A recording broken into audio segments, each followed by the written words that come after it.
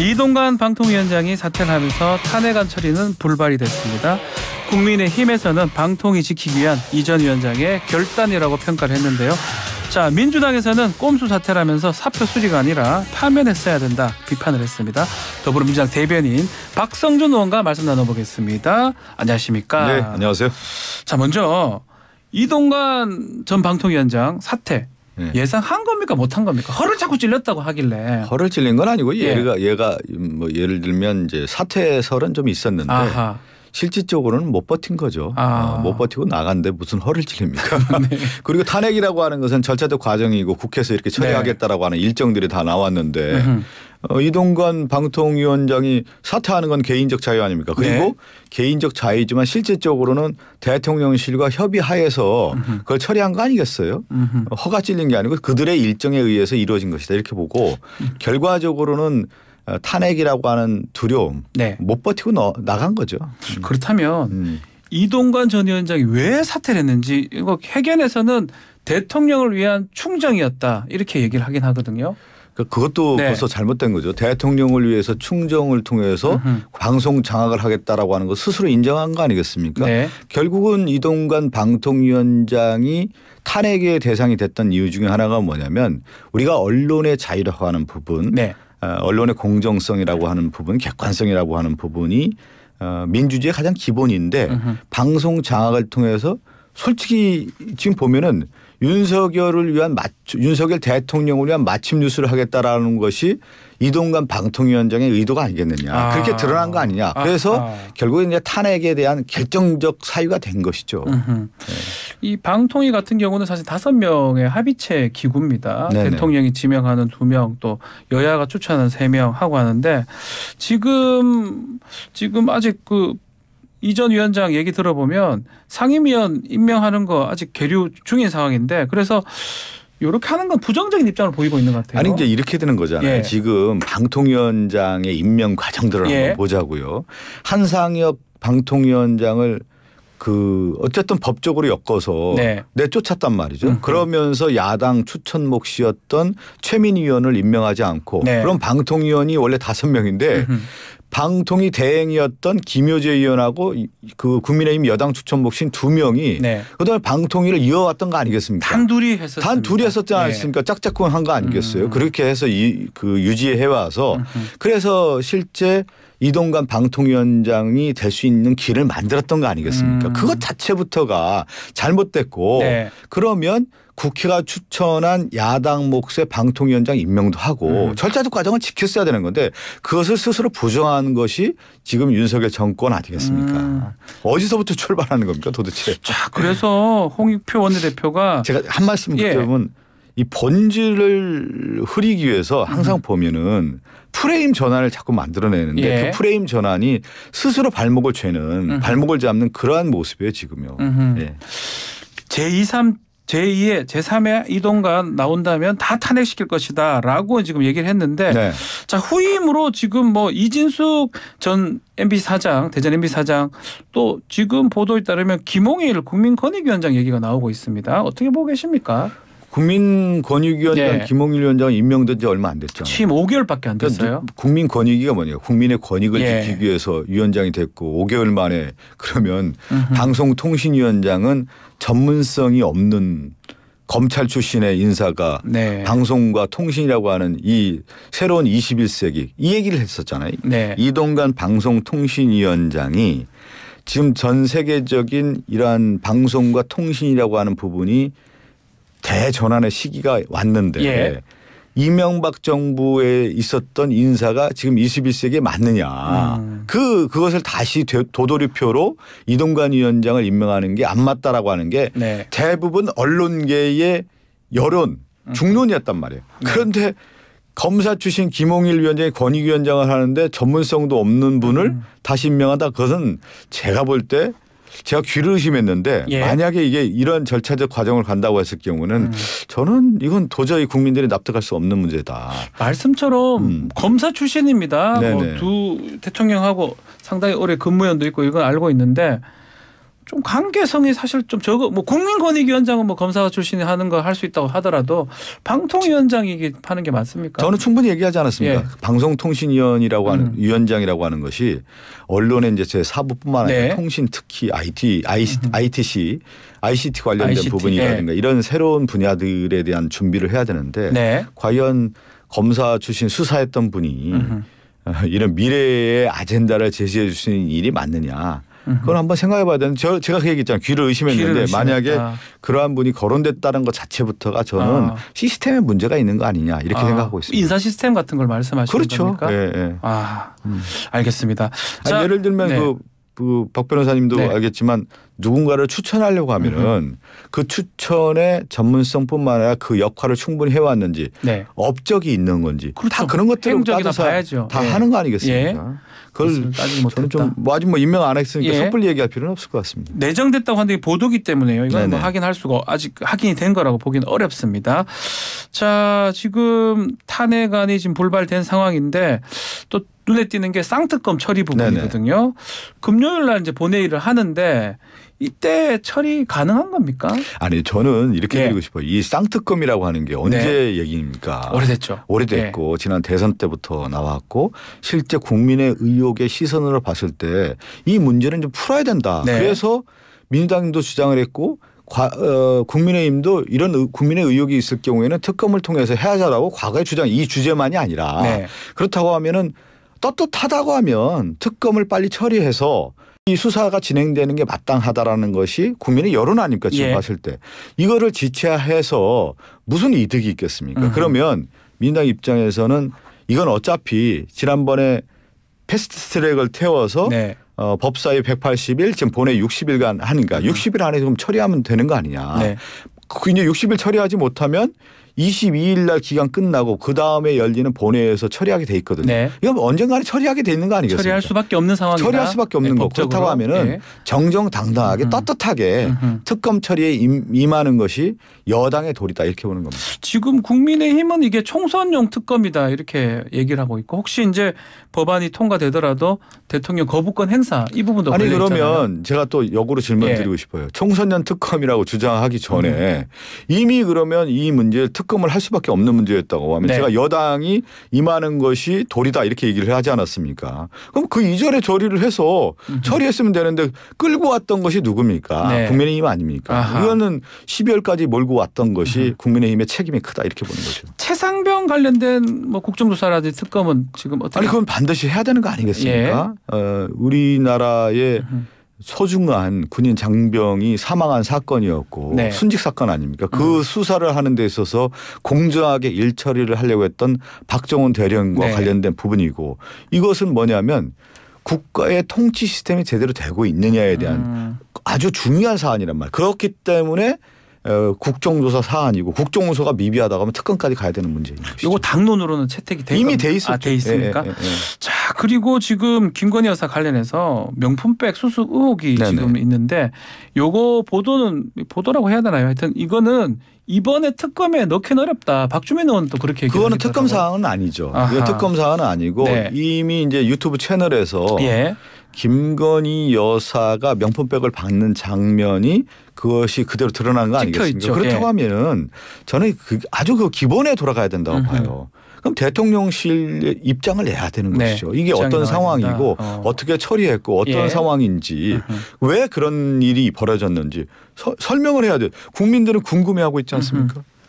그런데 지금 창고에 보관하고 있다고 하거든요. 말이 안 되는 거죠. 1년 동안 창고에 보관하고 있었다라고 아하. 하는데 그 반환용 창고가 있었다라고 여권 인사가 예. 그렇게 얘기했다고 하는데 그거는 국민들이 바라볼 때 말장난인 것이죠. 그러면 지금 민주당 입장에서는 하여튼 설명을 해달라. 아니, 해명을 하는 게 당연한 거 해명해달라. 아니겠습니까? 예. 이런 의혹이 있고 의혹의 당사자인 김건희 여사가 그 장면에 그 유튜브 채널의 화면에 명품백을 받는 장면이 있지 않습니까? 네. 그렇다고 하면 왜 그렇게 된 것인지 그 원인에 대한 거와 어떻게 처리했는지 그걸 설명해 거기에 따른 책임도 있는 거니까요. 혹시 여기에 대해서도 좀 더 좀 미진하다면 뭔가 민주당에서 요구를 할 그래서 수 있는 게 우리가 있을까요? 요구를 하고 있는 거죠. 예. 대통령실의 입장이 무엇이냐 그거를 계속 요구하고 있는 것이죠. 알겠습니다. 자 민주당 얘기도 좀 해보면 네네. 특히 좀 재판이 지금 몇 개 있었어요. 예, 특히 예. 김용 전 부원장 1심 재판이 지난주에 있었는데 대장동 관련된 첫 재판 판결이 아닌가 생각이 드는데 어떻습니까? 지금 유동규는 뭐 무죄 받고 유동규 전 본부장 진술을 신빙성을 거의 인정받은 것 같기도 하고요.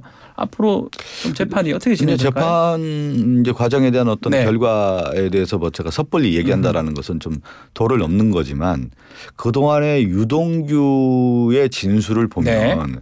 신빙성이 있습니까? 유동규의 진술 자체가 스스로 부정하는 일들이 많았는데 네. 유동규의 진술을 신뢰를 하고 그런 재판 과정이 있었다라고 하는 부분에 대해서는 상당히 좀 심히 우려스러운 면이 있는 것이죠. 자, 그렇지만 뭐 일단 1심에서 김용 전 부원장 실형 선고돼서 법정 구속된 상황이고요. 네. 이재명 대표하고도 연관성이 있어야 되고 연관성이 있다고 봐야 될 것 같고 또 일주일에 며칠씩 또 재판 가니까 총선 치를 수 있겠냐 이런 말들이 나오는 것 같아요. 또 이낙연 전 대표가 그런 얘기를 했었거든요. 그거는 이제 이렇게 네. 또 봐야 되는 거죠. 그러면 윤석열 정권이 노린 건 뭐냐. 결국 이재명 당대표와 관련된 수사를 통해서 네. 민주당을 분열시키고자 하는 것이 그동안의 노림수였다라는 것이 드러난 거 아니겠습니까? 예. 그러한 과정이 있고 그러면 민주당 입장에서는 이 부분을 당연히 극복하고 넘어갈 사안인 것이죠. 그리고 윤석열 정권의 잘못된 무도함에 대해서 민주당이 당일 대오로 이번 총선을 치러서 윤석열 정권 심판론으로 가야 되는 것이죠. 네. 자, 그런 상황에서 비명계들은 좀 다른 얘기들 계속 하는 것 같아요. 탈당도 있고 또 비판도 좀 많이 있는 것 같은데 특히 이상민 의원은 어제 탈당을 했습니다. 마지막까지 민주당 고쳐쓰기 불가능하다 이렇게 말하면서 나갔는데 당으로서는 좀 어떻습니까? 그러니까 저는 이상민 의원도 저 잘 알고요. 네. 또 이제 그 뭐 이재명 당대표 체제를 이제 비판하는 목소리도 있긴 한데 네. 이렇게 봐야 되는 거 아니겠습니까? 우리가 제일 전선이라고 했을 경우에 또 하나는 뭐냐면 민주당 내부의 개혁이 있단 말이에요. 네. 외부의 적도 있고 내부의 개혁도 분명히 그렇죠. 있는 건데 지금 보면 역대 정부와 비교했을 때 윤석열 정권은 이 검찰을 기반으로 한 국가 공권력을 동원한 이 정권이란 말이죠. 예. 그랬을 경우에 과연 그럼 민주당이 무엇을 해야 될 건지에 대한 것은 저는 확실한 단일 대우가 필요하다는 얘기를 좀 드리고 내부 개혁의 목소리는 충분히 수용하면서 이거 점차적으로 진행할 과제가 아닌가 싶습니다. 고쳐쓰기가 불가능한 이건 어떤 뜻으로 해석해야 됩니까? 저는 이렇게 이제 말씀을 드리고 싶어요. 예. 그러면 그렇게 얘기를 하는 과정에서 그러면 탈당을 했다는 것 자체가 예. 실제 자기 부정 아닙니까? 탈당을 위한 명분을 쌓기 위한 그런 말인 것 같고 또 하나는 그러면 이제 그 의원이 왜 그러한 행동을 했느냐에 대한 것은 내부적으로 한번 볼 필요가 있어요. 그 내부적으로 뭐냐면 이상민 의원의 지역구가 과연 그러면 네. 이상민 의원이 그것을 잘 관리를 하고 국민의 지역민의 이제 신뢰를 받았느냐 네. 그것을 한번 또 따져볼 필요가 있죠. 그 내부에 네. 정치적 함수 관계가 분명히 있는 거거든요. 그러한 입장을 내놨을 경우에는 또 다른 면이 있는 거 아니냐. 거기까지 좀 봐야 되는 것이죠. 혹시 이재명 대표 뭐 여기에 대해서 언급이 있을까요? 아니면 오늘 할까요? 그거는 제가 볼 때 뭐 탈당을 했는데 탈당을 한 것 자체의 모습에서 저는 스스로 부정을 한 거 아니냐 이렇게 봐요. 그래서 그동안의 어떤 명분을 스스로 무너뜨린 거죠. 탈당 전에 뭐 지도부하고 얘기하거나 그런 경우는 없죠. 네, 그런 경우가 어디 있습니까? 자, 지금 뭐 이상민 의원도 의원이지만 다른 또 뭐 원칙과 상식 모임이라든지 뭐 이런 분들도 뭔가 연말까지 좀 결심할 수도 있다 이런 얘기가 있는데 당내 분위기는 어떻습니까? 그 결심이 네. 이제 내부의 어떤 뭐라고 할까 이제 개혁의 목소리라든가 혁신의 목소리 이렇게 하는데 그러면 그 충분히 저는 네. 열려 있는 공간들이 있지 않습니까 당내에서. 근데 저는 그러한 목소리에 그치고 네. 뭐 저는 탈당 뭐 이런 것까지는 저는 그렇게까지는 가지 않을 거라고 봅니다. 더 하지는 않을 것이다. 자, 이낙연 전 대표의 역할 같은 건 어떻게 보십니까? 뭐 한 다음에 이낙연 전 대표가 큰 역할을 할 수가 있습니까? 뭐 신당이라든지.